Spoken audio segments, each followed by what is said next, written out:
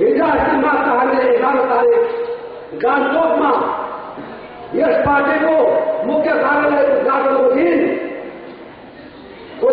दिन बडो अचम्मको म तपाईँलाई यो उद्घाटन गर्नुभन्दा पहिले यो मेरो कुरा गर्नुभन्दा पहिला म तपाईँलाई सानो क्लिपिङ सुनाउँछु त्यो दिनको घटना अनि म तपाईँलाई वेदान्तको म तपाईँलाई बताउँछु। अब सुन्नुहोस् के भएछ त्यहाँ।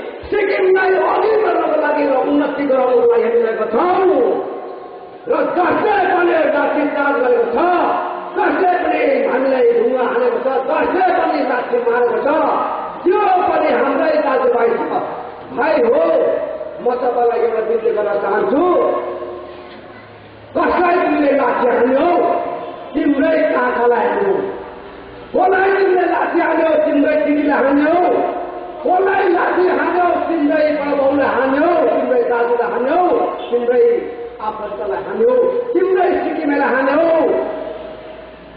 अक्षर देवाको हुकुममा तिमीले तिम्रै आमालाई छातीमा तिम्रै आमाको छातीमा आफ्नै दाजुलाई लाठी मार्यौ।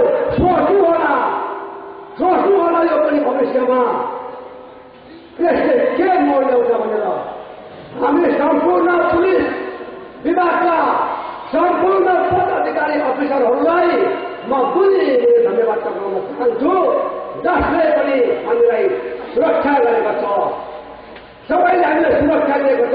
त्यो दिन पनि हामीलाई उहाँले बडो राम्रो कपरेसन दिनुभयो। एउटै मात्रै व्यक्ति मिस्टर सरदेवालले हामी माथि लाठी गरेको छ।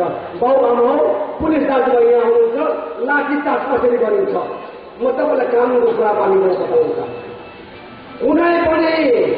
कुनै पनि जमघटमा धेरै जनता आएर त्यहाँनिर लाइनहरूको प्रब्लम भयो लाइनबाट कन्ट्रोल गर्नु सकेन भने चाहिँ पुलिसले आएर हामीलाई वार्निङ दिन्छ तपाईँहरू यो महलबाट तपाईँले यो मुद्दाबाट भागिहाल्नुहोस् तपाईँलाई नौकरी गरेर एकपल्ट दुईपल्ट तीनपल्ट वार्निङ दिन्छ र त्यो जमघटलाई टिकाटिका गरे उहाँले सावधानी दिन्छ हामीलाई र त्यो वार्निङ दिँदा पनि जनता भागेन र लडाइँझगडा खतम गर्ने भयो भने उहाँले त्यहाँनिर तत्कालै वाटर क्यानन भन्छ पानी खुम्किन्छ हामीलाई।